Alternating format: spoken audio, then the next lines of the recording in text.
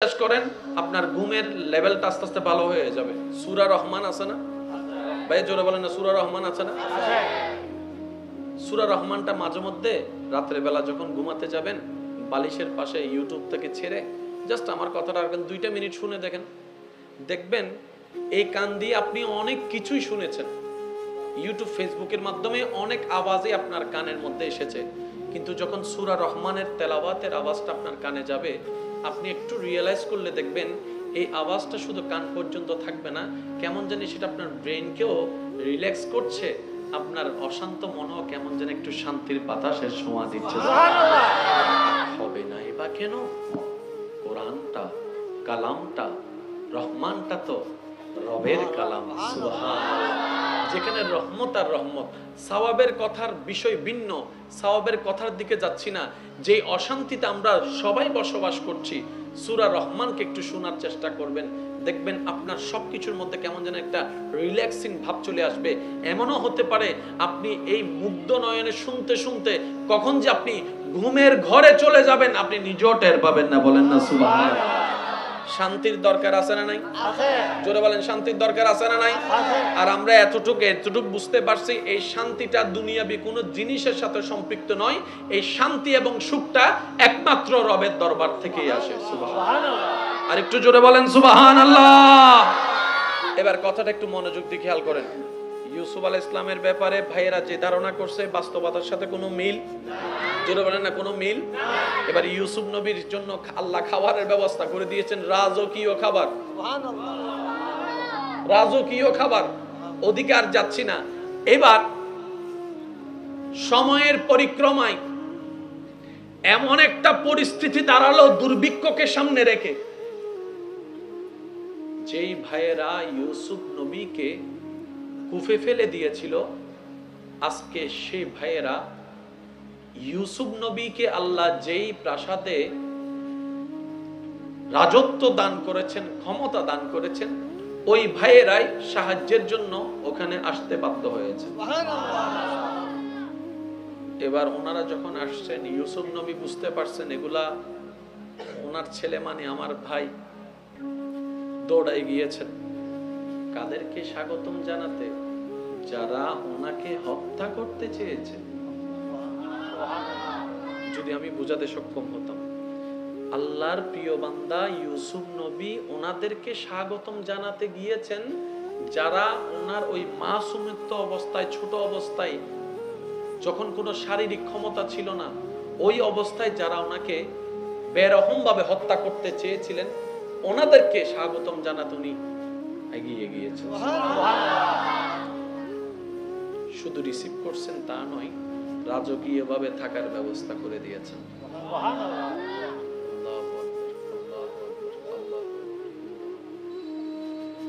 রাজকীয় ভাবে ওনাদেরকে খাবার ব্যবস্থা করে দিয়েছেন, যতটুকু সাপোর্ট দরকার সব দিয়েছেন। এবার ওই ভাইয়েরা যখন শুনতে পেরেছেন এটাই সেই ব্যক্তি যে আমাদের ভাই, যাকে হত্যা করতে আমরা চেয়েছি। ইউসুফ নবীর তখন অনেক পাওয়ার, একবার হ্যাঁ বললেই সাথে সাথে অ্যারেস্ট করে ফেলবে, একবার বললেই হয়তো তাদেরকে শিরচ্ছেদ করে ফেলবে। কিন্তু ইউসুফ নবী একটা বারের জন্য এই কথাটা বলে নাই। তার কারণ কি? ইউসুফ হচ্ছেন আল্লাহর, আর যে আল্লাহর ওনাদের সবকিছুই একটু ভিন্ন। আপনি যদি এই পৃথিবীর মানুষকে দুই ভাগে একটু ভাগ করেন, এক ভাগকে রাখলেন যারা প্রতিশোধ গ্রহণ করেছে, আরেক দলকে যদি সামনে রাখেন যারা প্রতিশোধ নেয় নাই, ক্ষমা করেছে।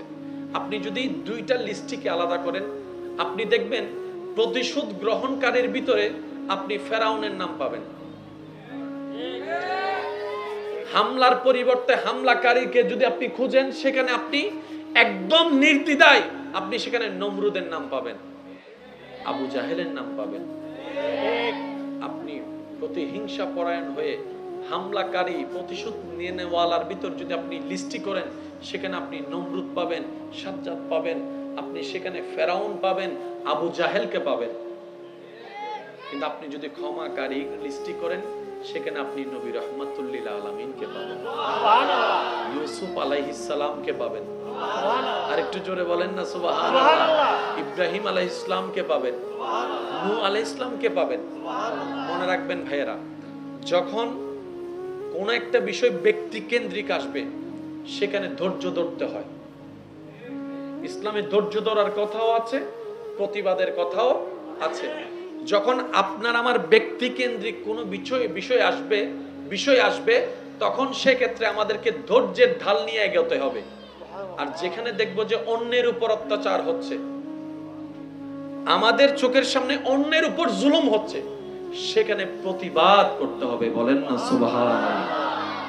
এবার সিদ্ধান্ত আমাদের, আমরা কি প্রতিশোধ নেওয়ালার লিস্টিতে যোগ দিব নাকি ক্ষমা করনেওয়ালার লিস্টিতে যোগ দিব? কিভাবে বলি ভাই, যাকে আল্লাহ তাআলা সমস্ত নবীদের ভিতরে শ্রেষ্ঠ বানিয়েছেন, সুবহানাল্লাহ, যেই নবীকে আল্লাহ তাআলা সমস্ত নবীর ইমাম বলে ঘোষণা দিয়েছেন, যেই নবীর শানে কোরআনে আল্লাহ তাআলা রাহমাতুল লিল আলামিনের শব্দ ব্যবহার করেছেন, যেই নবীর শানে আল্লাহ তাআলা ইন্না আ'তাইনাকাল কাউসারের খাজিনা দান করেছেন, সুবহানাল্লাহ, যেই নবীকে আল্লাহ তাআলা এমন এমন এমন দয়া করেছেন, যার কদম মোবারক ছিল জমিনে, হাতটা বাড়িয়ে দিলে চলে যেত জান্নাতের বাগান, সুবহানাল্লাহ। সেই নবী, যেই নবীর ঘরের মধ্যে জিবরাইলের মতো ফেরেশতা খাদেম হয়ে আসে আল্লাহর হুকুমে, সুবহানাল্লাহ। দেখেন সেই নবী খাবার কষ্টে দিন যাপন করছে, খাবার নাই। সেই নবী মক্কায় অত্যাচারের শিকার হচ্ছে, অপমানের শিকার হচ্ছে, বদনামের শিকার হচ্ছে, গীবতের শিকার হচ্ছে, দুশমনের শিকার হচ্ছে, ঘরটা পর্যন্ত ভেঙে দিচ্ছে, রাস্তাটা পর্যন্ত বন্ধ করে দিচ্ছে। ওই নবীর সাথে যারা কথা বলতো তাদের উপর পর্যন্ত অত্যাচার করা শুরু করেছে, তাদের ঘর বাড়ি দোকানপাট ভেঙে দেওয়া শুরু করেছে। কেন? তাদের প্ল্যানিং ছিল, আমরা যদি একটা নিয়ম চালু করি, মুহাম্মদ সাল্লাল্লাহু আলাইহি ওয়াসাল্লাম মুহাম্মদের সাথে যেই কথা বলবে তার উপর যদি অত্যাচার করি, তাহলে ওর সাথে আর কেউ কথা বলতে যাবে না, সাক্ষাৎ করতে যাবে না, তাহলে ওর ধর্ম গ্রহণ করার কোনো প্রশ্নই আসে না। এমন ভাবে মেন্টালি ফিজিক্যালি অত্যাচার করতে করতে আমাদের নবীর উপর অত্যাচারের উপর অত্যাচার, তায়েফের মধ্যে অত্যাচারের উপর অত্যাচার, আঘাতের উপর আঘাত। সেই নবী যখন আল্লাহর হুকুমে মদিনা চলে গেলেন, তখন জগৎবাসী বলতে লাগলো, মুহাম্মদ হেরে গিয়েছে, মুহাম্মদ পরাজিত হয়েছে, আমরা জিতে গিয়েছি। রব বলে, আমার হিকমত তোমরা বুঝবা না, আমার হিকমত তোমরা বুঝবা না, আমার হিকমত তোমরা জানবা না। তোমরা বাহ্যিকভাবে দেখছো মুহাম্মদ পরাজিত হয়েছে, আমি আল্লাহ দেখছি মুহাম্মদ বিজয়ের দিকে আগাচ্ছে। বলেন সুবহানাল্লাহ। এবার মদিনা শরীফ আল্লাহর হুকুমে নবীজি গেছে কি যায় নাই? জোরে বলেন না। আল্লাহর হুকুমে গিয়েছেন, বাবার বাড়ি ছেড়ে দিল, জায়গা সম্পত্তি ছেড়ে দিল, ব্যবসা বাণিজ্য ছেড়ে দিল, সব মক্কায়। নবী চলে গেলেন মদিনায়। ওখানে সন্ধি হলো। সন্ধির বাহ্যিক দিকটা যদি একটু খেয়াল করেন তাহলে দেখবেন প্রত্যেকটা লাইন মুসলমানদের বিপক্ষে, প্রত্যেকটা লাইন মুসলমানদের বিপক্ষে, প্রত্যেকটা সংবিধান মুসলমানদের বিপক্ষে। জগৎ বলে মুহাম্মদ আরো হেরে যাবে, যে নিয়ম যে সংবিধান করছে একটাও মুসলমানের পক্ষে নয়। রব বলে যে ইজ্জত দেনে ওয়ালা আমি আল্লাহ, সফলতা দেনে ওয়ালা আমি আল্লাহ, সুতরাং তোমরা টেনশন করিও না, তোমাদের বিবেক আমি আল্লাহর কুদরত পর্যন্ত পৌঁছাতে পারবে না, বুঝতেও পারবে না। বলেন না সুবহানাল্লাহ। এবার সিচুয়েশনটা কি হলো? কিছুদিন যেতে না যেতেই নবী রাহমাতুল লিল আলামিনের দলে, মুসলমানদের দলে মানুষ বাড়তে থাকে, বাড়তে থাকে, বাড়তে থাকে, বাড়তে থাকে। আবু জাহেল গ্রুপ চিন্তা করে, আমরা তো এই অত্যাচার করেছি এমন ভাবে, রাজনৈতিক ভাবে, সামাজিক ভাবে মুহাম্মদ কাটকিয়ে ফেলেছি যেন সে মাথা তুলে দাঁড়াতে না পারে। এটা কিভাবে হচ্ছে? পিছন থেকে একজন উত্তর দেয়, আরে দাবানে ওয়ালা তোমরা, তুন্নে ওয়ালা রব্বুল আলামিন। সুবহানাল্লাহ। আল্লাহর হুকুম হলো, আমাদের নবীজি সাহাবায়ে কেরামের দল নিয়ে মক্কা অভিমুখে রওনা শুরু করলেন। আরেকটু জোরে বলেন। আগে মানুষ কত, কোন দলে কেমন মানুষ সেটা গণনা করার তেমন সুযোগ ছিল। তখন তারা বুঝতো কিভাবে? ওই দূর থেকে যখন হেঁটে আসতো তখন ওই বালির মধ্যে ধুল উঠতো না, ওই ধুল দেখে তারা একটা মোটামুটি আইডিয়া করতো কেমন দলে মানুষ কেমন হতে পারে। যখন নবীজি আল্লাহর হুকুমে মক্কা অভিমুখে রওনা হলেন, এই সাহাবায়ে কেরামের পদধূলি থেকে উঠা ধুলের অবস্থা দেখে মক্কার মধ্যে একটা গুঞ্জন ছড়িয়ে পড়ল, মুহাম্মদ আসতেছে দল বাহিনী নিয়ে, সুতরাং আমাদের আর কোনো রেহাই নাই। যখন অত্যাচারের শিকার হয়েছিল, অত্যাচার করেছিলাম, তখন সে ছিল একা, আজকে তো বাহিনী এসেছে, নিশ্চয়ই ওই মক্কায় করা অত্যাচারের প্রতিশোধ নিবেই তো নিবে, অপমানের প্রতিশোধ নিবেই তো নিবে, বদনামের প্রতিশোধ নিবেই নিবে, ঘর যে ভেঙেছিলাম এটার প্রতিশোধ নিবে। এবার আপনা জান বাঁচা বলে যে যার মতো করে পালাইতে লাগলো, লুকাইতে লাগলো, সবাই গোপন হয়ে গেল নিজের জান বাঁচানোর জন্য, কারণ সবার মনের ধারণা মুহাম্মদ আজকে প্রতিশোধ নিবেই নিবে।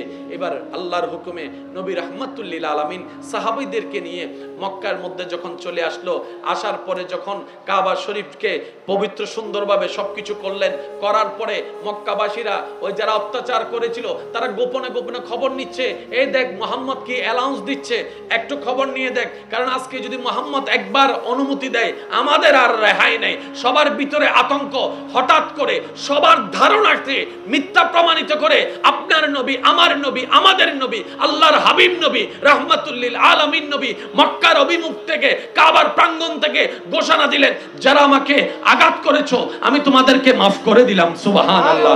যারা আমাকে কষ্ট দিয়েছো তোমাদেরকে মাফ করে দিলাম, যারা আমাদের ঘর ভেঙে দিয়েছো মাফ করে দিলাম, খাবার বন্ধ করে দিয়েছো মাফ করে দিলাম, পানি বন্ধ করে দিয়েছো মাফ করে দিলাম, কারণ আমি নবী হিংসি প্রতিশোধ গ্রহণ করার জন্য আসি নাই, আমি এখানে আল্লাহর পক্ষ থেকে রাহমাতুল লিল আলামিন হয়ে এসেছি, ভালোবাসা দিতে এসেছি। বলেন না সুবহানাল্লাহ। আলহামদুলিল্লাহ যার জীবনের সাথী, আলহামদুলিল্লাহ শব্দটা যার জীবনের সাথী, তার জীবন থেকে ডিপ্রেশন কমে যায়, টেনশন কমে যায়, দুশ্চিন্তা কমে যায়, সুবহানাল্লাহ।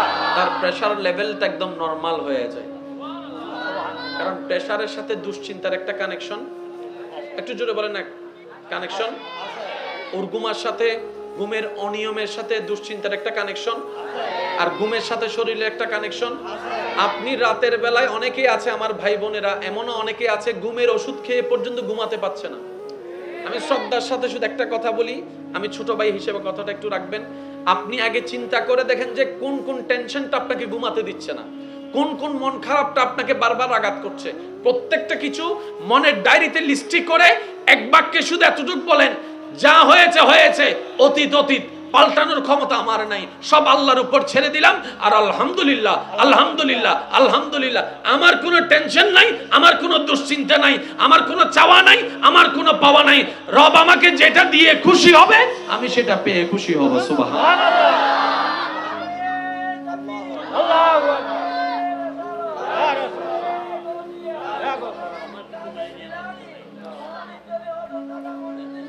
উচ্চ আওয়াজ একবার বলেন না সুবহানাল্লাহ। এবার মূসা নবী মাঠ থেকে কাছে না দূরে? জোরে বলেন না। মূসা নবী মাঠ থেকে কাছে না দূরে? দূরে। এবার এই জিনিসটা কি ভালো নাকি দুঃখের জিনিস? জোরে বলেন না, দুঃখের জিনিস। এবার হিকমত যেহেতু আল্লাহর, আরেকটু জোরে বলেন। একদিকে সন্তানকে বাঁচানোর জন্য মা নিজের মায়া মমতা ছেড়ে দিয়ে সন্তানকে বাসিয়ে দিলেন, এই মনকে বুঝ দিয়ে থাকলে তো আমার কাছে হত্যা করবে, যাক অন্তত বাসায় দিলাম, আল্লাহ যেদিকে নিয়ে যায়, আল্লাহর নামে যখন ছেড়ে দিয়েছে আল্লাহ সেটা ঠিকানা লাগিয়ে দিয়েছেন, সুবহানাল্লাহ। এবার মূসা নবী ছোটবেলা, বাচ্চা বয়স, শিশু বয়স, উনি খাচ্ছে না কোনো কিছুই, খাচ্ছে না কোনো কিছু। এবার ফেরাউনের অন্তরে মূসা নবীর জন্য কেমন যেন একটা মায়া মায়া ভাব শুরু হয়ে গেল, সুবহানাল্লাহ। একটা ভালোবাসা, একটা মায়া মমতার কাজ শুরু করলো। এবার ফেরাউন বলে, এ বাচ্চার জন্য কে দুধ খাওয়াতে পারবা? আরেকটু জোরে বলেন না, আওয়াজ না হলে সুন্দর হয়, আওয়াজ প্লিজ প্লিজ প্লিজ।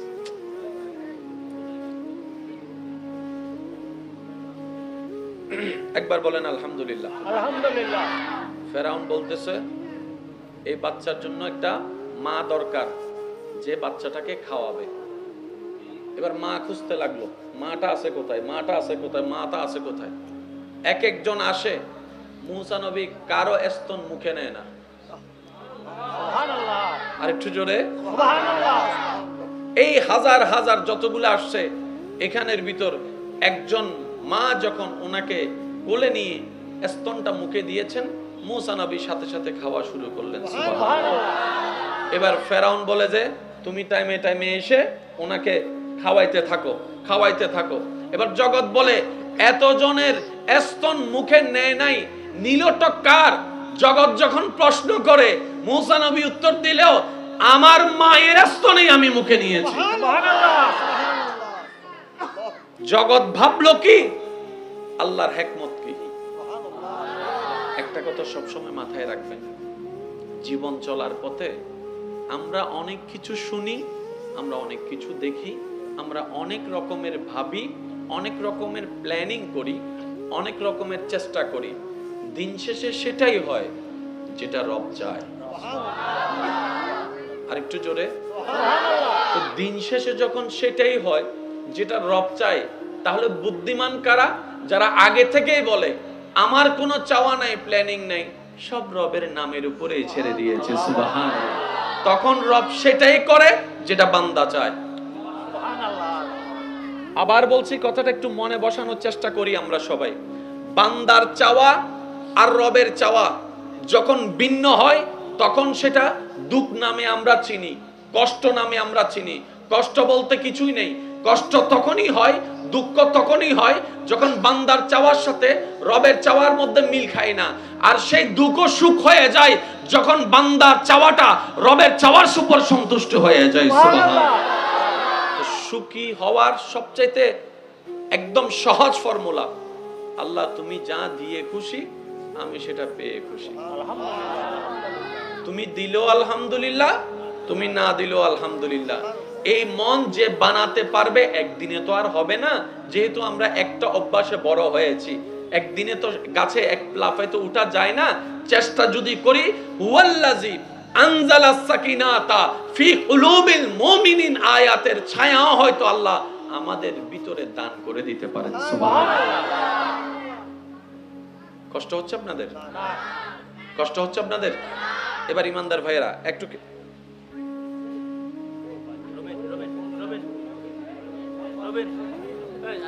মাঝখানে একজন বইলে ভালো হবো।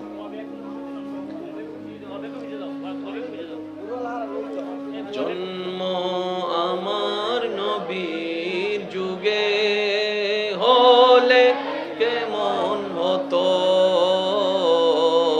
জন্ম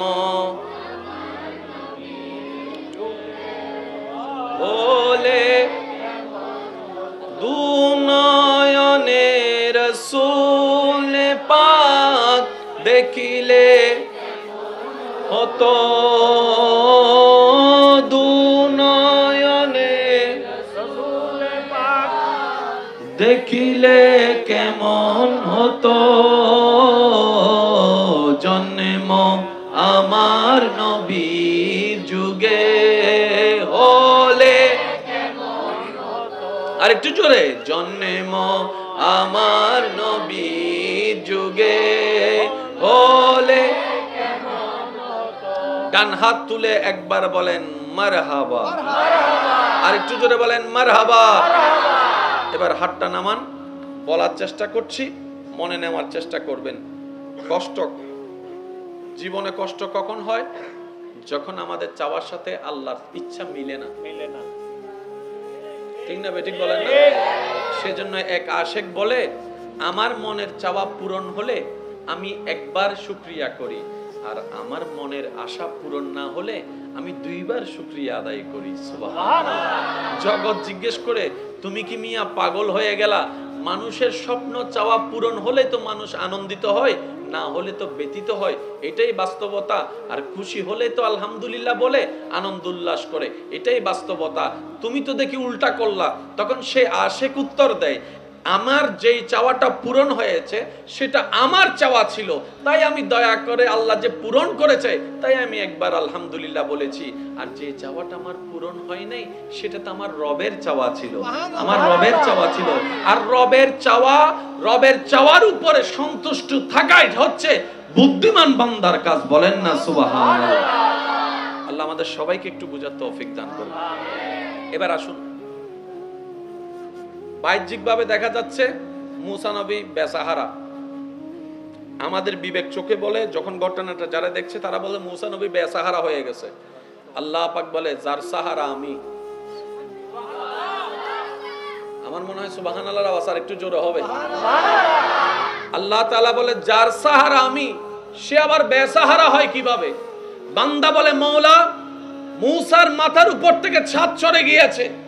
আল্লাহ পাক বলে মুসার মাথার উপর থেকে যে ছাদ সরাইয়েছি এর চাইতে বেটার ছাদ আমি ব্যবস্থা করতেছি। সুবহানাল্লাহ। মওলা মুসা নবী তো অনিরাপদ জায়গায় চলে যাচ্ছে পানির উপর বেশি বেশি। রব বলে যে যতটুক অনিরাপদ তোদের বিবেক বলছে তার চাইতে বড় নিরাপদের ব্যবস্থা আমি করে দিচ্ছি। বলেন সুবহানাল্লাহ।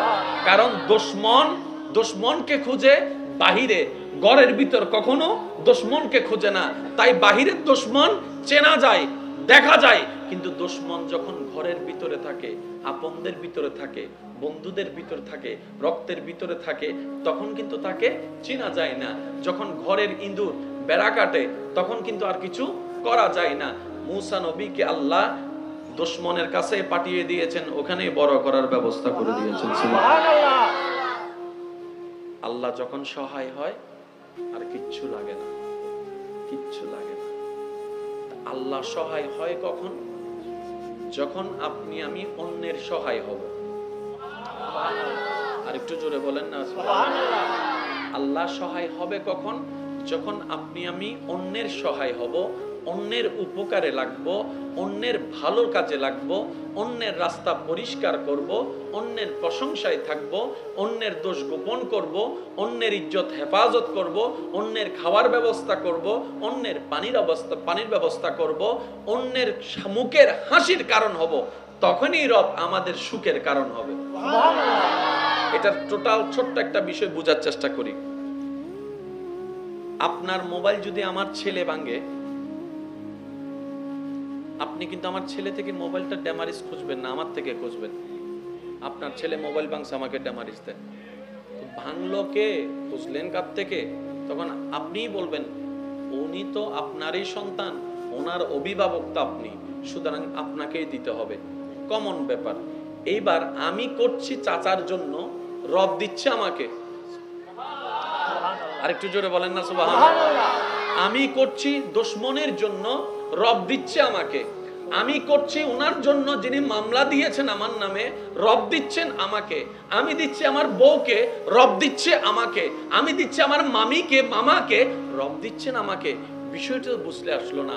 তখন রব বলে তোমার মামা মামি, চাচা চাচি, ভাই বোন, স্বামী স্ত্রী, এগুলা হচ্ছে দুনিয়াতে চলার জন্য সাময়িক একটা পরিচয় মাত্র, নাম মাত্র, যেটা কুল্লু নাফসিন যায়িকাতুল মউতের মাধ্যমে সমস্ত পরিচয় বিলীন হয়ে একটা পরিচয় শুধু বিস্তার করবে, একটা পরিচয় শুধু অস্তিত্ব থাকবে। সবাই বলবে লাশ, সবাই বলবে লাশ। ডাক্তার সেদিন কেউ আর বলবে না, ইমাম সেদিন কেউ আর বলবে না, বড় ভাই সেদিন আর কেউ বলবে না। সবাই বলবে লাশের গাড়িটা আনো, সবাই বলবে লাশের গাড়িটা প্রস্তুত করো, লাশকে গোসল দেওয়ানোর ব্যবস্থা করো। তখন আর অন্য নাম থাকবে না। রব বলে তোমাদের যে নামের পরিচয় সেগুলো সাময়িক, সবচেয়ে তোমাদের বড় পরিচয় হচ্ছে তোমরা সবাই আমি রবের বান্দা। সুবহানাল্লাহ। তো সুতরাং আল্লাহু আকবার,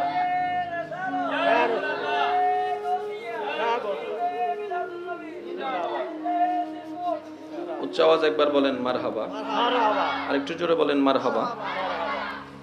সুতরাং তোমরা স্বামী স্ত্রী হিসেবে দেখিও না, স্ত্রীকে স্বামী হিসেবে ক্ষমা করিও না। আমি রবের বান্দা হিসেবে একজন আরেকজনকে ক্ষমা করে দাও। আর একটু জোরে বলেন না। আচ্ছা বলেন, পৃথিবী থেকে আমরা চাইলেও আজীবন বেঁচে থাকতে পারবো? কত ক্ষমতাসীন দুনিয়ার থেকে বিদায় নিয়েছে। আজকে যাদের নামের কোনো অস্তিত্ব, পাওয়ারের কোনো অস্তিত্ব, টাকার কোনো অস্তিত্ব নেই। আজকে যেরকম আপনি আমি কবরের পাশ দিয়ে হেঁটে গিয়ে কবরস্থানে কবরবাসীকে কবর দেখছি, একদিন আপনি আমি এরকম কবরে শুয়ে থাকবো, পাশ দিয়ে মানুষ হেঁটে যাবে, আমাদের কবরগুলাকে দেখবে উপর থেকে। বাস এটাই থিওরি, যেটা চেঞ্জেবল নয়। তাই সত্যিকার বুদ্ধিমান কারা জানেন? যারা দুনিয়া এবং আখিরাতের সরঞ্জাম একসাথে উপার্জন করে, তারাই হচ্ছে সত্যিকার বুদ্ধিমান। বলেন না সুবহানাল্লাহ। একবার দরুদ শরীফ পড়েন, আল্লাহুম্মা সাল্লি আলা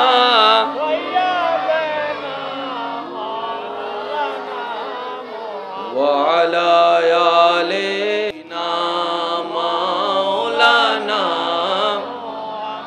जग में जब आए मोहम्मद इस्लाम जिंदा हो गए। जग में जब आए मोहम्मद इस्लाम जिंदा। भूतों ने सब कलमा पढ़ा, काफिर मुसलमान हो गए। जग में जब आए मोहम्मद इस्लाम जिंदा हो गए। अल्लाहुम्मा सल्ले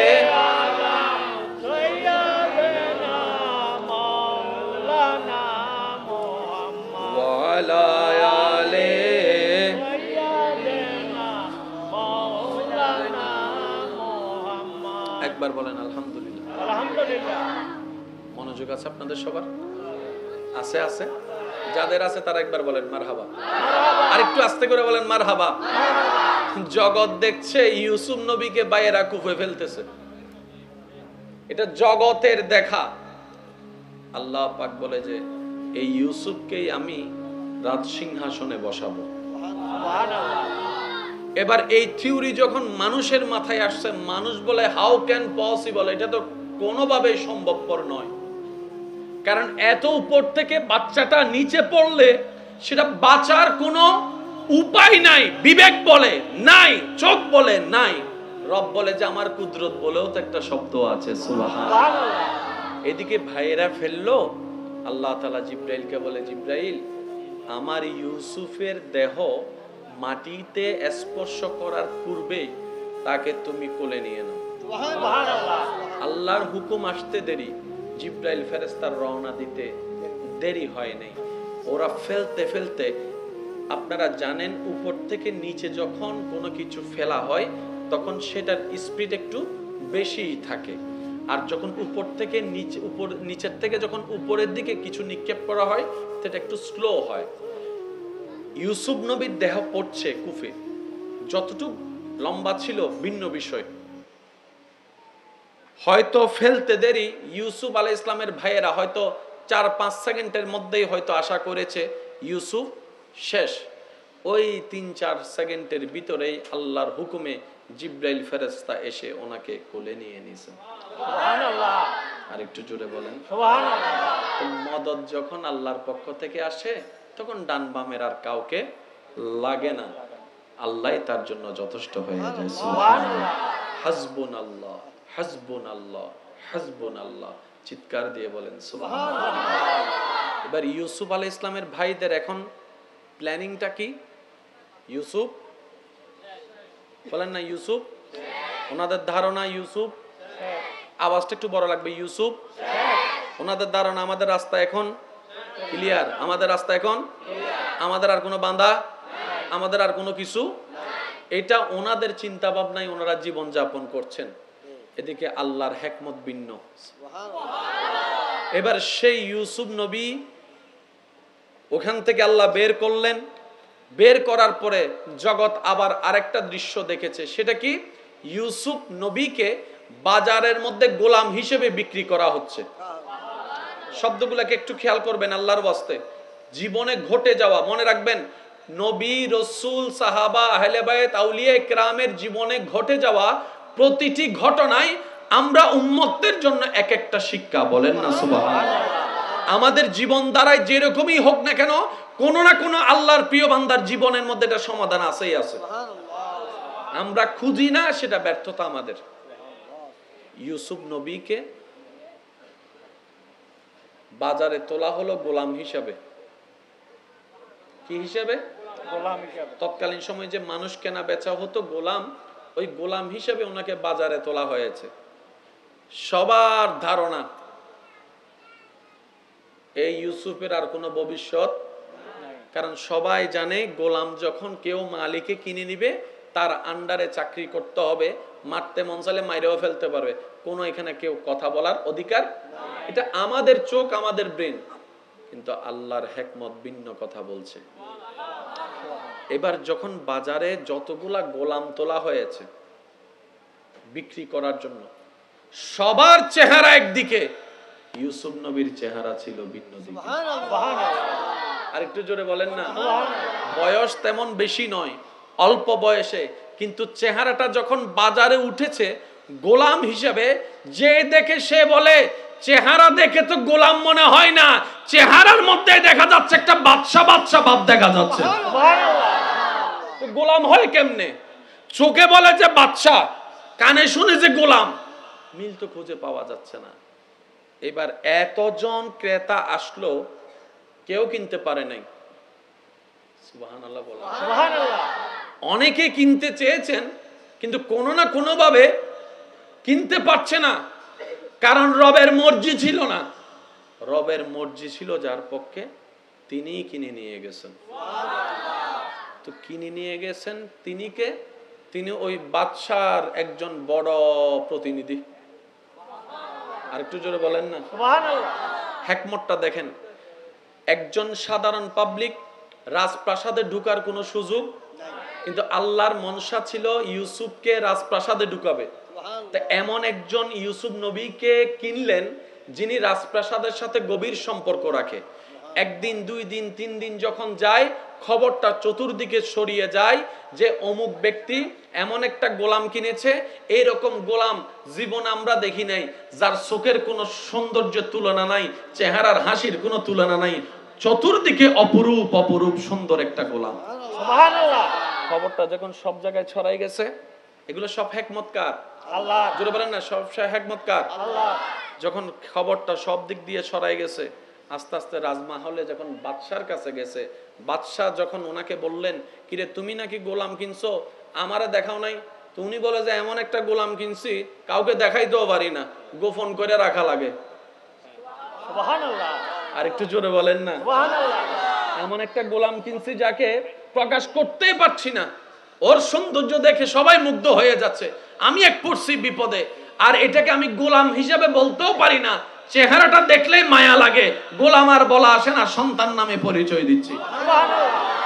দেখেন আল্লাহ তাআলা গোলামের সেই সার্টিফিকেটটা, গোলামের সেই এলজামটা তুলে নিয়েছেন, অন্তরে মায়া ঢুকে দিয়েছে, সন্তান বানিয়ে দিয়েছে। এবার একদিন রাজপ্রাসাদে সেই গোলামকে, কোন গোলামকে? যাকে বাজারে বিক্রি করা হয়েছে। কোন সেই গোলাম যাকে ভাইয়েরা কুফে ফেলে দিয়েছেন, জগৎ দেখেছে ইউসুফ শেষ। আল্লাহ বলে যে যার সহায় আমি, যার সাথে আমি, তাকে ধ্বংস করে কে, তাকে ডেস্ট্রয় করে কে? এটা তো কখনোই সম্ভবপর নয়। তাই মনে রাখবেন, যখন বিবেক কাজ করবে না, ব্রেন কাজ করবে না, চোখ কাজ করবে না, বুদ্ধি কাজ করবে না, এতটুক বলি ভাই, ঘাবড়ায়েন না, ডিপ্রেশনে যায়েন না, টেনশন করিয়েন না, আল্লাহর উপর সব মামলা ছেড়ে দেন, আল্লাহই উত্তম প্রতিদানের ব্যবস্থা করে দিবে। বলেন সুবহানাল্লাহ। আল্লাহু আকবার। ইয়া রাসূলুল্লাহ, ইয়া রাসূলুল্লাহ। উচ্চ আওয়াজে বলেন না সুবহানাল্লাহ। এবার ইউসুফ নবীকে আল্লাহর ওয়াস্তে একটু বোঝার চেষ্টা করবেন। যে ক্রয় করেছে, বাদশা বলতেছে একদিন নিয়ে আসো, আমি দেখব। বাদশা যখন বলছে আর না বলার কোনো সুযোগ নাই। এবার বাদশার হুকুম পালন করার জন্য যখন রাজমহলে আনছেন, তখন আমরা মা বোনরা যেরকম পর্দা করে, সুবহানাল্লাহ বলে না, পর্দা যখন করে, মা বোনরা পর্দা করে কেন? সুন্দরকে গোপন রাখার জন্য। তো পর্দা করেই তারা যারা সুন্দর। পর্দা করে কারা? যারা সুন্দর, যাদের সৌন্দর্য আছে তাদেরই পর্দা করতে হয়।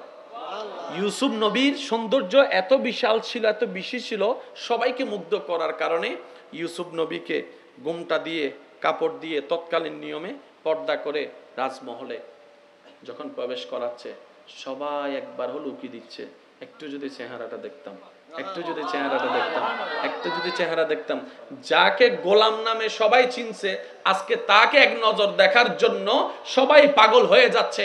হবে নাই বা কেন? ওয়াতু ইজ্জু মান তাশা। সুবহানাল্লাহ। ইজ্জত রবের পক্ষ থেকে আসে। যখন বাদশার সামনে প্রেজেন্ট করা হয়েছে, ঘোমটাটা তুলতে দেরি, বাদশা দেখেই কাইত, জগৎ যেটা বলেছে মিথ্যা বলে নাই। এর চেহারায় গোলামের কোনো ভাব নাই, এর চেহারার মধ্যে তো বাদশা বাদশা ভাব। এবার বাদশাই বলে যে তোমার জিনিস আমারে দিয়ে দাও। সে বলে যে হুজুর দোয়াও চাই মাফও চাই, আপনি আমার সব নেন, এটা নিয়েন না। আর মনে হয় সিডেঙ্গে সুবহানাল্লাহর আওয়াজ আর কেন বড় হবো আল্লাহ না রোহিঙ্গে তাইলে চুপ করি তাও খবরদার নমাইতো। যারা সিডেঙ্গে আসো মেড ইন সিডাং আর ভাই কল তারা একবার হন সুবহানাল্লাহ, আর কেন জোর হন না সুবহানাল্লাহ। কষ্ট হচ্ছে আপনাদের? বাদশা বলে যে এটা আমারে দে। হুজুর আপনি আমার জান লই আলান, এটা নিয়েন না। যাকে সবাই ঘৃণা করার কথা ছিল আজকে সবাই তাকে ভালোবাসতে পাগল হয়ে গেছে। আপনি আমি ভালোবাসা মায়া খুঁজি কার থেকে, কোন জায়গার থেকে, কেন খুঁজতেছি, দরকার কি? আমাদের শুধু একটা কাজ, যে কোনো উপায়ে নবী রাহমাতুল্লিল আলামিনের ভালোবাসার সুন্নত নিয়ে রবের প্রিয় হওয়া। যে রবের প্রিয় হবে সৃষ্টি জগৎ তাকে ভালোবাসবেই বাসবে। আর ভালোবাসবে মানে আপনার বদনাম থাকবে না, বিষয়টি কিন্তু তা নয়। ভালোবাসবে মানে সৃষ্টি জগৎ আল্লাহ ভালোবাসবে মানে আপনার বদনাম থাকবে না, গীবত থাকবে না, বিষয়টি কিন্তু টোটালি তা নয়। মনে রাখবেন, আল্লাহ যাকে ভালোবাসে কিংবা আল্লাহ যাকে ভালোবাসতে চায়, আল্লাহ যাকে প্রিয় বানাতে চায়, তার উপর বিপদ বাড়িয়ে দেয়, মুসিবত বাড়িয়ে দেয়, কষ্ট বাড়িয়ে দেয়, শারীরিক কষ্ট বাড়িয়ে দেয়, অর্থনৈতিক কষ্ট বাড়িয়ে দেয়, পারিবারিক কষ্ট বাড়িয়ে দেয়, বদনাম বাড়িয়ে দেয়, জিল্লতি বাড়িয়ে দেয়, অপমান বাড়িয়ে দেয়, গীবত বেড়ে যায়, দুশমন বেড়ে যায়, আপনরাও পর হয়ে যায়, যাদেরকে খাওয়ায় তারাও পর্যন্ত পিঠে ছুরি মারতে প্রস্তুত হয়ে যায়। মনে রাখবেন, যখনই জীবনে এমন কিছু অনাকাঙ্ক্ষিত ঘটনা আপনার চোখের সামনে আসবে, আপনার বিবেকের সামনে আসবে, এতটুক মনকে স্থির করিয়ে নেন, আল্লাহ তাআলা আমাকে ধৈর্যের পরীক্ষা নিচ্ছেন। সুবহানাল্লাহ, আল্লাহ আমার ধৈর্যের পরীক্ষা নিচ্ছেন। কেন? কারণ আল্লাহ তাআলা একমাত্র ধৈর্য ধারণকারীর সাথেই থাকেন। ইন্নাল্লাহা মা'আস সাবিরিন। তো রবের সাথী হওয়ার জন্য ধৈর্যের দরকার, ধৈর্য ধরার জন্য বিপদ আপদ কষ্টের সম্মুখীন হওয়ার দরকার। বলেন না সুবহানাল্লাহ। শুনেন, যেই কষ্ট সহ্য করার পরে মালিককে পাবো, সেই কষ্ট তার কষ্ট থাকে না। ঠিক না বেঠিক বলেন না? যে কষ্ট সহ্য করার পরে যদি মালিক রাজি হয়, এটার কষ্ট থাকে না। তো এই কষ্টটার চাইতে মহাগুণ আনন্দ বেশি চলে আসে তখন। আর একটু জোরে বলা যাবে সুবহানাল্লাহ। এবার ইউসুফ নবীর একটু আল্লাহর ওয়াস্তে একটু শুনেন। এখন ইউসুফ নবী কোথায়? রাজপ্রাসাদে। কোথায়? কার সাথে? রাজার সাথে। কার সাথে? কার মহলে?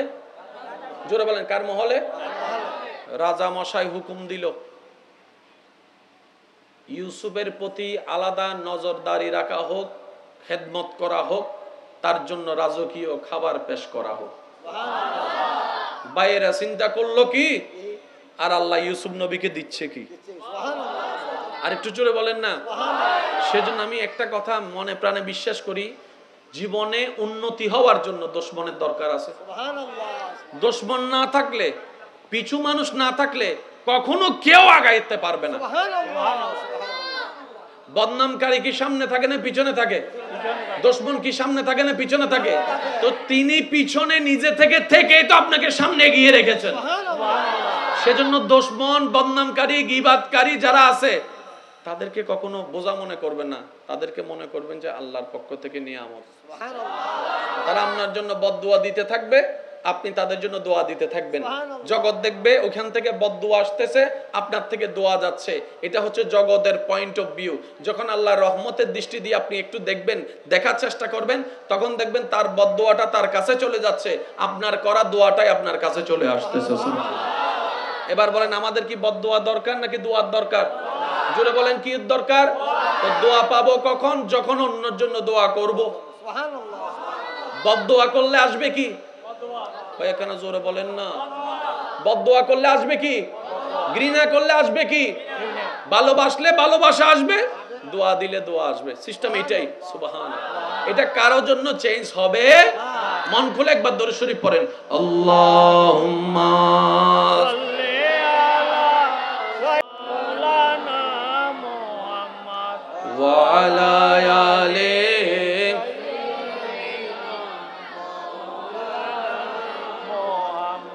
হৃদয়ের জানালাটা খুলে দাও না, হৃদয়ের জানালাটা খুলে দাও না,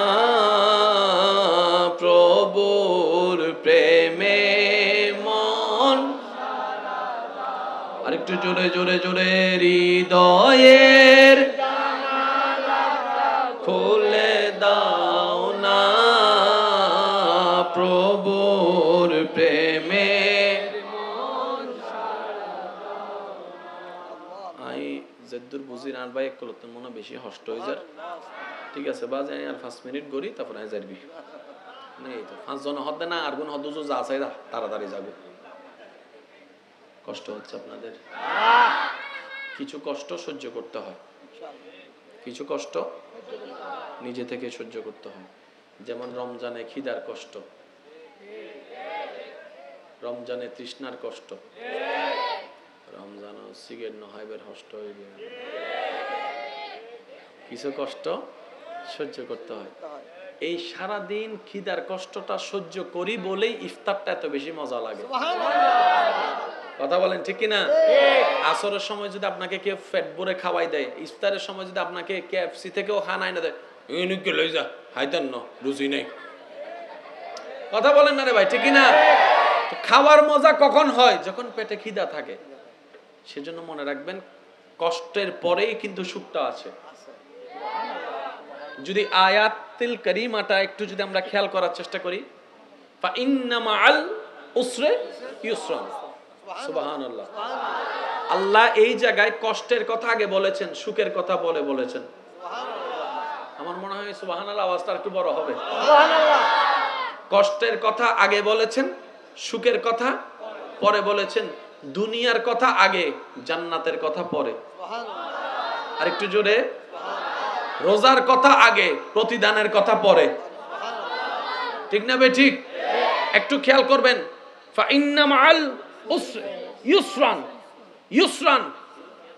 আল্লাহ পাক বলে একটি কষ্টের বিনিময়ে তোমার জন্য দুইটা সুখের ব্যবস্থা করা হয়েছে।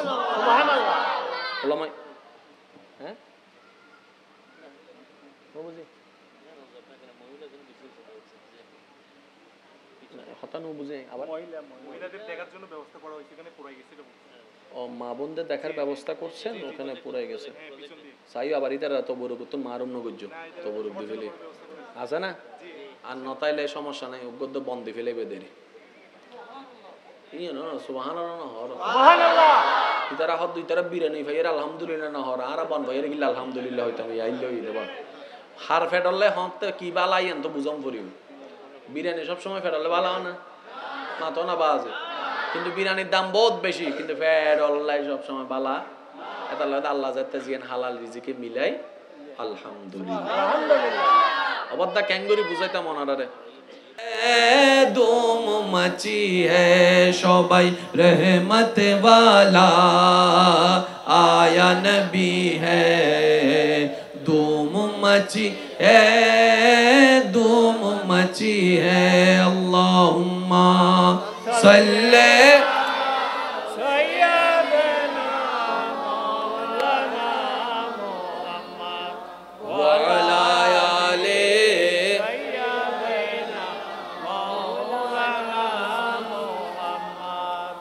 সবাই চিৎকার দিয়ে একবার বলেন সুবহানাল্লাহ। সুবহানাল্লাহ। রাসূল পাক সাল্লাল্লাহু আলাইহি ওয়াসাল্লাম বলছেন মুমিনদের বিষয়টা বড়ই চমৎকার। তারা কষ্ট পাইলেও লাভে থাকে, সুখে পাইলেও লাভে থাকে। আর একটু জোরে বলেন না সুবহানাল্লাহ। মানে মুমিনদের লস বলতে কিছু, জোরে বলেন না, মুমিনদের লস বলতে কিছু। সাহাবায়ে কেরাম জিজ্ঞেস করলেন, ইয়া রাসূলুল্লাহ, বিষয়টা বুঝলাম না। বলে যে তারা যখন নিয়ামত পায় তখন তারা শুকরিয়া আদায় করার মাধ্যমে লাভে থাকে। তারা যখন নিয়ামত পায় শুকরিয়া আদায় করে রবের, ওই পারপাসে তারা লাভে থাকে। আর যখন বিপদের সম্মুখীন হয়, কষ্টের সম্মুখীন হয়, তখন তারা ধৈর্য ধারণ করার মাধ্যমে লাভে থাকে। মুমিনদের কিন্তু লাভ দুইটাই। লস বলতে কোনো শব্দ, আরেকটু যদি বলেন লস বলতে কোনো শব্দ। এবার এই হাদিসের ছায়া তলে যদি আমি আমার জীবনকে, আপনি আপনার জীবনকে যদি একটু বিবেচনা করে দেখি, তাহলে আমরা দোনো দিকেই লসে আছি, দোনো দিকে লসে আছি। কিভাবে? আমরা আল্লাহর দেওয়া সামান্য একটা রিজিকের কথাও যদি ধরি, দুপুরবেলা ভাত, এই দুপুরবেলা ভাতটা খাওয়ার আগে বিসমিল্লাহ কয়জনে বলছি? আপনটা একটু চিন্তা করে দেখি। খাবারটা শেষ করে রবের শুকরিয়া কয়জনে আদায় করছি? অন্যের দিকে তাকানোর দরকার নাই, আমি আমার দিকে তাকাচ্ছি, আপনি আপনার নিজের দিকে তাকান। দেখবো আমরা বেশিরভাগ সময় বিসমিল্লাহ বলতেও মনে থাকে না, শেষে আলহামদুলিল্লাহ বলতেও মনে থাকে না। তাহলে আমরা যে খাওয়ার সুখটা পেয়েছি সেখানে শুকরিয়া আদায় করা থেকে বঞ্চিত হয়েছি। এবার যখন পারিবারিক কষ্ট, ব্যবসায়িক কষ্ট, চাকরির কষ্ট, স্বামীর কষ্ট, স্ত্রীর কষ্ট, পারিবারিক সামাজিক মামলার কষ্ট, বিভিন্ন কষ্টে যখন জর্জরিত হয়, তখন কিন্তু আপনি আমি ধৈর্য হারা হয়ে যাই, আপনি আমি ধৈর্য হারা হয়ে যাই, সেদিকেও আপনি আমি লসে আছি। এবার বুদ্ধিমান কারা? যারা পেয়ে বলবে আলহামদুলিল্লাহ, আর না পাইলে বলবে যে আল্লাহর ইচ্ছা। সুবহানাল্লাহ বলা যাবে? আসুন একটা জিনিস আমরা আজকে বোঝার চেষ্টা করি। কিছু নিজের হারালে আমাদের টেনশন হয়, ঠিক না? যদি জায়গা হারাই ফেলি টেনশন, টাকা হারাই ফেলি টেনশন, মোবাইল হারাই ফেলি টেনশন, মানিব্যাগ হারাই ফেলি টেনশন। কারণ কি? এগুলা আমি ভাবি আমার, আপনি ভাবেন আপনার, ঠিক না? বেঠিক বলেন না? এবার বলেন, দুনিয়াতে আসার সময় আপনি আমি কিছু আনছি? দুই হাতে অনেক কিছু ছিল। আর একটু জোরে বলেন, কিছু আনছি? তো দুনিয়াতে আসার সময় তো আপনি আমি খালি হাতে এনে আসছি। যা পেয়েছি দুনিয়া থেকে পেয়েছি, দিয়েছেন আল্লাহ। তা আল্লাহ দিয়েছেন, আল্লাহ নেবেন, এখানে আবার মন খারাপের কি আছে? সুবহানাল্লাহ জোরে বলি, আরো জোরে বলি। আমাদের আসলে হারানোর মতো কিছুই নাই।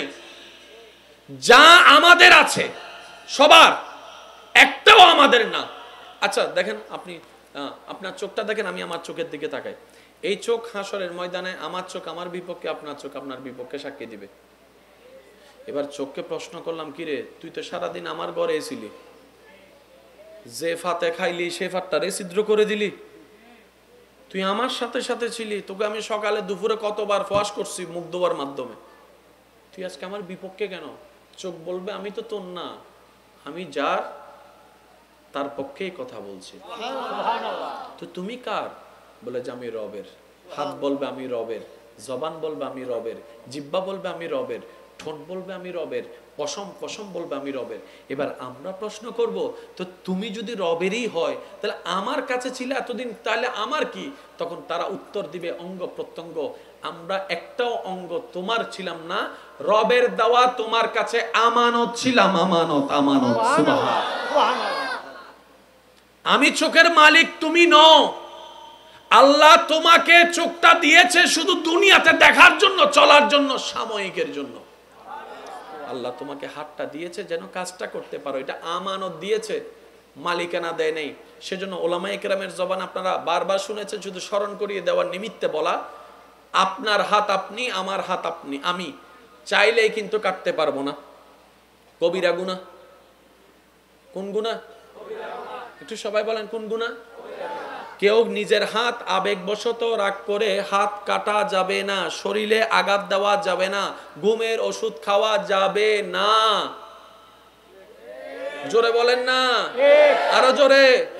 এবার আমি যদি হাত কাটি অন্যায়, আমার হাত আমি কাটলাম, রক্ত ফেলছি, আপনার কি? হাতে বলবে যে আমি তোর না, আমি আল্লাহর, তোর কাছে আমানত। এবার বলেন, আমানত কেমন ভাবে ফেরত দিতে হয়?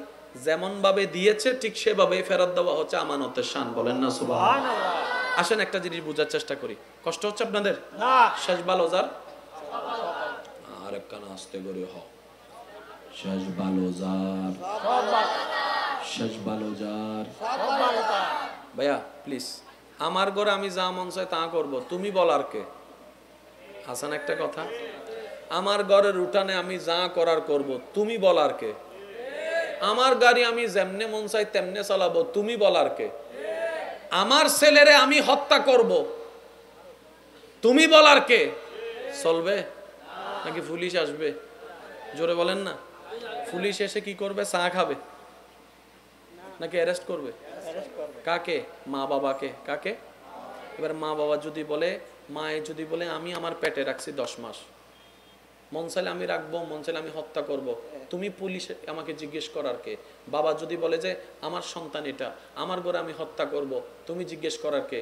তখন আইন বলবে সন্তান যদিও তোমার, মালিক তো তুমি নও, সেজন্য অ্যারেস্ট করতে হবে, কারণ প্রত্যেকটা সন্তান, প্রত্যেকটা প্রাণীর মালিক আল্লাহ তাআলা। বলেন সুবহানাল্লাহ। সেজন্য মা বাবা হয়েও নিজের সন্তানকে হত্যা করলে আইনত অপরাধ, ফাঁসি পর্যন্ত হয়ে যায়। তার মানে কি আমি নিজেই আমার সন্তানের মালিক নই, আপনি আপনার সন্তানের মালিক নই, সব হচ্ছে রবের দেওয়া নিয়ামত, রবের দেওয়া রহমত, রবের দেওয়া আমানত, রবের দেওয়া নিয়ামত। আর বান্দার প্রতি আল্লাহর আদেশ, তোমরা শুধু আমার নিয়ামতের শুকরিয়া আদায় করতে থাকো, তোমাদের অসুন্দর জীবন সুন্দর করার দায়িত্ব আমি রব নিয়ে নিলাম। বলেন সুবহানাল্লাহ। সিস্টেমে গেলে রান্না হয়, ভাই জোরে বলেন না। সিস্টেম মোতাবেক গেলে গাড়ি চলবে। ডাইরেক্ট স্টার্ট দেওয়া ছাড়া যদি এসকেলেটর চিপি, সারাদিন চিপলেও, কারণ প্রত্যেকটা কিছুর একটা সিস্টেম আছে না নাই? একটু সবাই মিলে বলেন আছে না নাই? আমাদের এত অশান্তির কারণ কি জানেন? আমাদের মেইন অশান্তির কারণ হচ্ছে আমরা আমাদের অবচেতন মনে কেমন জানি আল্লাহ এবং রসুল থেকে বারবার দূরে সরে যাচ্ছে। আল্লাহ এবং রসুল থেকে বারবার দূরে সরে যাচ্ছে, এটাই হচ্ছে আমাদের জীবনের সবচেয়ে বড় ফেইলার বিষয়। ঠিক কিনা বলেন না? শুনেন, অনেক বোনেরা পর্দা করতে চায়, হয়তো অনেক মা বাবা অনুমতি দেয় না, এমন অনেক জায়গায় শোনা যাচ্ছে। আছে না নাই? জোরে বলেন আছে না নাই? এটা বড় দুঃখের বিষয়, এটা বড় লজ্জার বিষয়।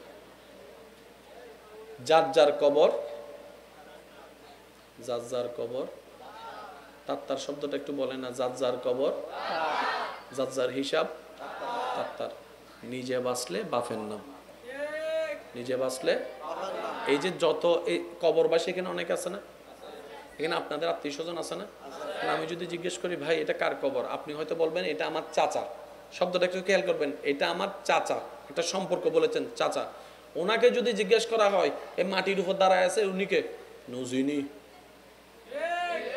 এটা আপনার বাতিজা না? বাতিজা ছিল দুনিয়ায়, আমি তো পরকালে, তো দুনিয়ার সফটওয়্যার তো আর পরকালে চলবে না। আপনি যদি এখন মায়ের কবরে, বাবার কবরেও দাঁড়ান, ওনারা বলবে যে ওই সম্পর্ক ছিল এটা শেষ, এখন আরেক জগতে আছি। সেজন্য সবাইকে বলি, আমাদের একটাই কাজ, সর্বোচ্চ চেষ্টা করা নবীর সুন্নতকে আগলে ধরে আল্লাহ তাআলাকে খুশি করা। আল্লাহ আমাদের সবাইকে একটু তৌফিক দান করুন, আমিন। এই মাহফিলে যারা এসেছেন আমি সবাইকে আন্তরিক শুভেচ্ছা জানাচ্ছি। মাহফিলের শেষ পর্যন্ত আপনারা থাকবেন, মাহফিলটাকে সুন্দর রাখার চেষ্টা করবেন। আমি দেখি মন খুলে একবার বলি আলহামদুলিল্লাহ, আর একটু ইমানি আওয়াজে বলি আলহামদুলিল্লাহ। আজকের এই মাহফিল যারা আয়োজন করেছেন, যারা সহযোগিতা করেছেন, যারা আমরা উপস্থিত হয়েছি, যারা উপস্থিত হব, যারা দূর থেকে শ্রবণ করছি, আল্লাহ তাআলা আমাদের সকলের জীবনের অতীতকালের কবিরা সগীরা গুনাহকে মাফ করে দিন, আর একটু জোরে আমিন। আল্লাহ তাআলা আমাদের মা বাবার গুনাহকে মাফ করে দিন, আমাদের যত আত্মীয় স্বজন এবং এই এলাকায় যত কবরবাসী এই মুহূর্তে কবরের আযাবে কষ্ট পাচ্ছে, আল্লাহ তাআলা দয়া করে প্রত্যেকটি কবরবাসীকে আযাব থেকে মুক্তি দান করুন, আমিন।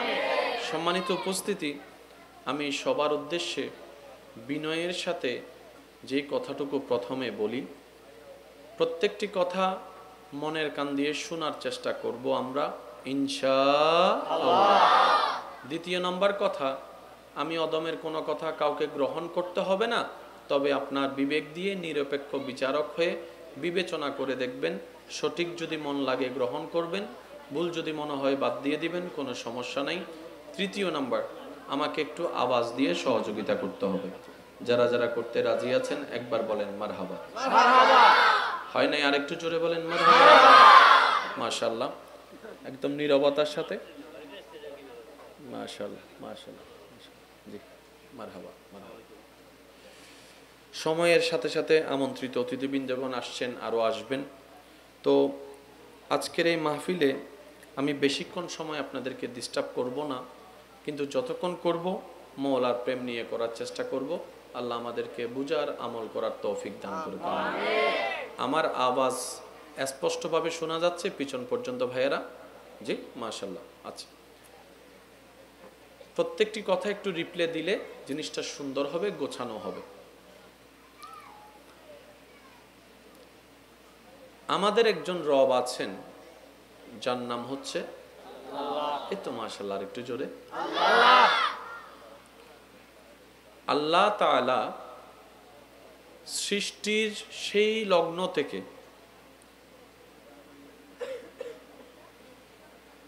এখন পর্যন্ত, কিয়ামত পর্যন্ত, আজীবন পর্যন্ত আল্লাহ তাআলার প্রত্যেকটা কাজ বড় হিকমতওয়ালা। একটু জোরে বলেন সুবহানাল্লাহ। আর আল্লাহ তাআলার হিকমত বুঝার মতো ক্যাপাসিটি আমাদের কারো ব্রেইনে নাই। জোরে বলেন না, কারো ব্রেইনে।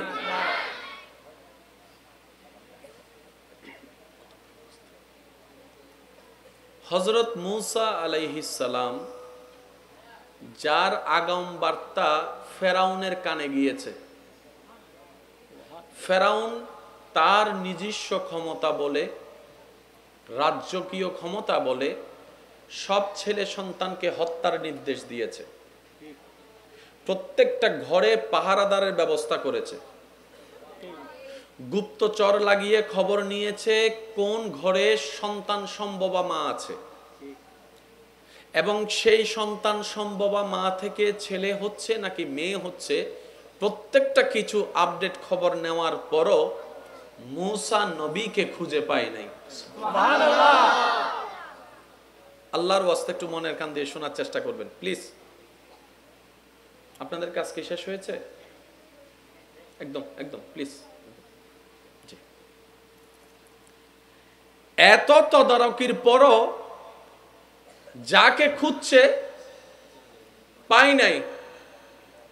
হিকমতটা ছিল আল্লাহর। এবার আল্লাহ বলে, তুই আমার মূসাকে হত্যা করার জন্য প্ল্যানিং করছিস, আমি আল্লাহ আমার মূসাকে বাহিরের কোথাও নয় তোর ঘরে বসবাস করার ব্যবস্থা করে দিচ্ছি। এবার মূসা নবীর আম্মাজান কি করেছেন সবারই জানা, শুধু স্মরণ করিয়ে দেওয়ার নিমিত্তে বলার চেষ্টা করব। উনি ভাসিয়ে দিয়েছেন। মূসা নবীর আম্মা মূসা নবীকে পানিতে ভাসিয়ে দিয়েছেন। এবার পানির ধারা তো অনেক দিকেই যেতে পারে,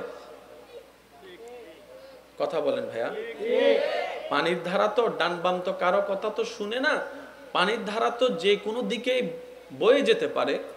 কিন্তু যখন এই বিষয়টা আল্লাহ কুদরতিভাবে নিয়ন্ত্রণ শুরু করলেন, ওই বাক্সটা যেখানে মূসা নবী ছিলেন, ওই বাক্সটার ডানে বামে যেতে পারেনি, গিয়ে সেখানে আটকিয়েছেন যেটা ছিল ফেরাউনের রাজমহল। সুবহানাল্লাহ। আর একটু জোরে সুবহানাল্লাহ। এবার মূসা নবী যাকে ফেরাউন হত্যা করার জন্য খুঁজছে, ওই মূসা নবীকে তুললেন কে? ফেরাউনের পরিবার। সুবহানাল্লাহ বলেন না সুবহানাল্লাহ। এই কথাগুলো একটু মনের মধ্যে বসায় নিতে পারলে আমাদের বেশি উপকার হবে, কারণ আমাদের জীবন অর্ধেকের অর্ধেক চলে গেছে, একদম সীমিত সময়। মাইকের আওয়াজ এই মুহূর্তে যত দূর যাচ্ছে, আমার ঈমানি ভাই বোন যে যেখান থেকে শুনতে পাচ্ছেন, একটু গভীর মনোযোগ। জীবনের সাথে মিল খুঁজে নিলেই অনেক কিছু সলিউশন আমরা পেয়ে যাব। বলেন সুবহানাল্লাহ। সুবহানাল্লাহ। বাবা আপনারা কথা বলিয়েন না, হ্যাঁ, একদম নীরব। ফেরাউন খুঁজতেছে কাকে? বলেন না, হযরত মূসা আলাইহিস সালামকে। এই মূসা নবীকে খুঁজতে গিয়ে কত শত ছেলেকে হত্যা করেছে। কারণ সে জানে তার জন্য জম হয়ে দাঁড়াবে একটা ছেলে। কোন ছেলে সে জানে না। সে না জানার কারণে সব ছেলেকে হত্যা করা শুরু করেছে। অ্যাভেলেবেল ছেলেকে হত্যা করার পরও পারে নাই তাকে হত্যা করতে, যাকে বাঁচাই রাখতে চেয়েছেন রব্বুল আলামিন। সুবহানাল্লাহ। সে রাজকীয় সমস্ত পাওয়ার সেখানে ইউজ করেছে, কিন্তু মূসা নবীকে খুঁজে পায়নি। এবার মূসা নবীর সেই বাক্সটা যেটা আম্মাজান ভাসিয়ে দিয়েছেন এসে দাঁড়ালো কোথায়? তার রাজমহলে, তুললোকে ওনার পরিবারে। এবার ওখান থেকে তুলে মূসা নবীকে আল্লাহ চেয়েছেন তার ঘরে বড় হোক। এবার ফেরাউনের জম, ফেরাউনের দৃষ্টিতে ফেরাউনের দুশমন, ফেরাউনের ঘরে বসবাস করতে লাগলো, বড় হতে লাগলো। ফেরাউন একটা চুল পর্যন্ত ছিঁড়তে পারে নাই। সুবহানাল্লাহ। এবার এত বড় ফেরাউন, ছোট বাচ্চা মূসা নবীর একটা চুল পর্যন্ত ছিঁড়তে পারলো না। জগৎ প্রশ্ন করে, তুমি তো বাহিরের সমস্ত সন্তানকে নিজের ক্ষমতা বলে হত্যা করেছো, মায়ের কোল খালি করেছো, বাবার চোখের পানির কারণ করেছো, নিজের সন্তানকে বাচ্চাকে হত্যা করেছো মায়ের চোখের সামনে, বাবার সামনে। এই মূসা নবীকে হত্যা করতে পারলা না কেন? এইখানে তোমার রাজকীয় পাওয়ার গেল কোথায়? এই জায়গায় তোমার রাজকীয় ক্ষমতা গেল কোথায়? তখন তারও বলতে বাধ্য হবে, যার সহায়ক আল্লাহ হয়ে যায় পৃথিবীর কেউ তার একটা চুলও ছিঁড়তে পারে না। বলেন সুবহানাল্লাহ। আল্লাহু আকবার। ইয়া রাসূলুল্লাহ, ইয়া রাসূলুল্লাহ,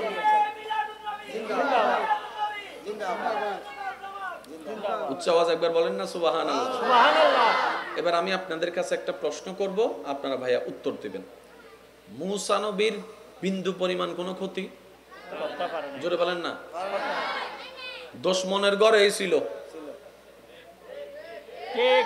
দুশমনের ঘরেই বড় হচ্ছে,